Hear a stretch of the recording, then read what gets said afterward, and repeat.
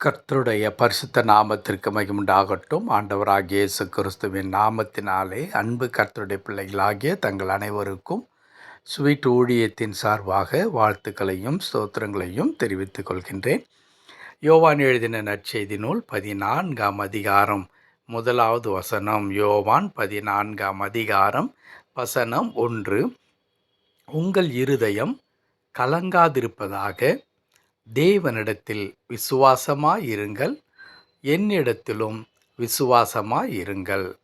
உங்கள் இருதயம் கலங்காதிருப்பதாக, தேவனிடத்தில் விசுவாசமாயிருங்கள், என்னிடத்திலும் விசுவாசமாயிருங்கள்.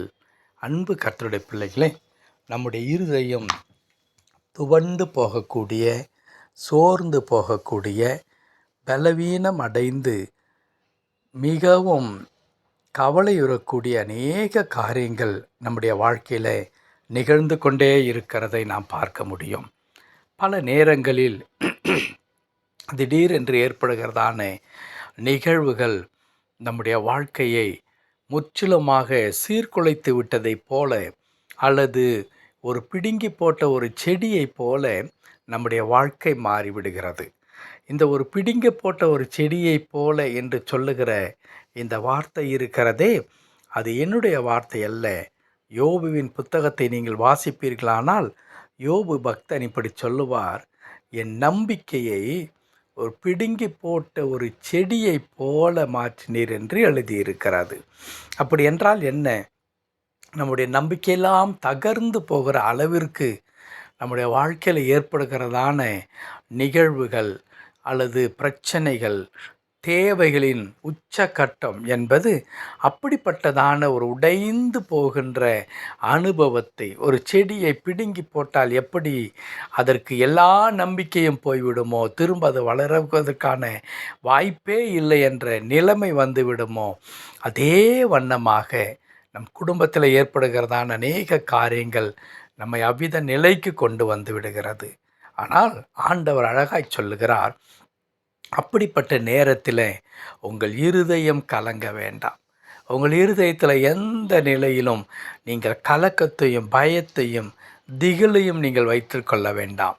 மாறாக என்னிடத்திலே நீங்கள் விசுவாசமாயிருங்கள், பிதாவிடத்திலே நீங்கள் விசுவாசமாயிருங்கள் என்று சொல்லுகின்றார்.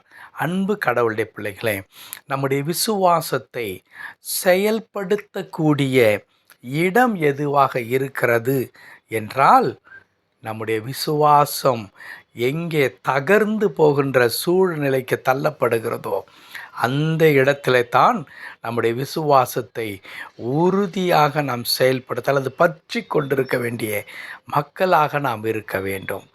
எல்லாம் சுகமாகவும் சௌக்கியமாகவும் நடந்து கொண்டிருக்கும் பொழுது கடவுளை நான் விசுவாசிக்கிறேன் என்று சொல்லுவது அத்தனை எளிதான காரியம்.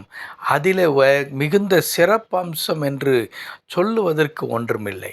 ஆனால் எல்லாமே நம்முடைய வாழ்க்கையில் தலைகீழாய் மாறி நிர்மூலமாகி போய்விடுவோம் என்கிறதான சூழ்நிலைக்கு தள்ளப்படும் பொழுது கூட, நான் என் ஆண்டவர் என்னோடு இருக்கிறார் என்று அவர் மீது நம்முடைய நம்பிக்கை வைக்கிறோம் அல்லவா, அதை தான் கடவுள் விரும்புகிறார். ஆகவே தான் அவர் சொல்லுகின்றார், உங்கள் இருதயம் கலங்காதிருப்பதாக, பிதாவினிடத்திலே நீங்கள் விசுவாசமாயிருங்கள், என்னிடத்திலும் விசுவாசமாயிருங்கள் என்று சொல்லி. என் அன்பு கடவுளுடைய பிள்ளைகளே, ஒருவேளை நீங்கள் இப்பொழுது எப்படிப்பட்டதான சூழ்நிலைக்குள்ளாக கடந்து சென்று கொண்டிருந்தாலும், கர்த்தர் சொல்லுகிற ஆலோசனை, ஆண்டவராகிய இயேசு கிறிஸ்து சொல்லுகிற ஆலோசனை என்ன?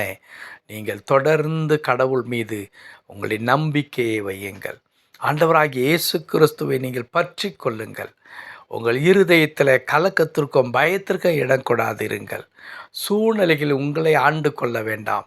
நீங்கள் சூழ்நிலைகளை ஆளுகை செய்யும்படிக்கு கர்த்தருடைய கரத்தில் உங்களை ஒப்பு கொடுக்கும் பொழுது தேவ மகிமையை உங்கள் வாழ்க்கையில் பார்க்க முடியும். ஜெபிக்கலாமா? கிருபை நிறைந்த எங்கள் நல்ல ஆண்டவரே, உமக்கு நன்றி செலுத்துகிறோம், நாங்கள் துதிக்கிற கர்த்தாவே.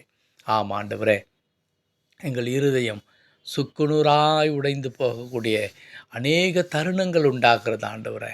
அப்படிப்பட்ட நேரத்திலெல்லாம் கர்த்தாவே, நாங்கள் கலங்கி கண்ணீர் வடிப்பதை நிறுத்திவிட்டு, எங்கள் ஆண்டவர் மீது விசுவாசம் வைக்கும் பொழுது, எங்கள் ஆண்டவர் சகலவற்றையும் பொறுப்படுத்திக் கொண்டு, நீர் அற்புதமாக எங்களை வழி நடத்துகிறீர். அதற்காய் ஸ்தோத்திரம். திருக்கரத்தில் எங்களை தாழ்த்தி அர்ப்பணிக்கிறோம். முழுமையாய் பொறுப்படுத்திக் கொள்ளும். மீட்பர் நாமத்தில் பிதாவே. ஆமென், ஆமென்.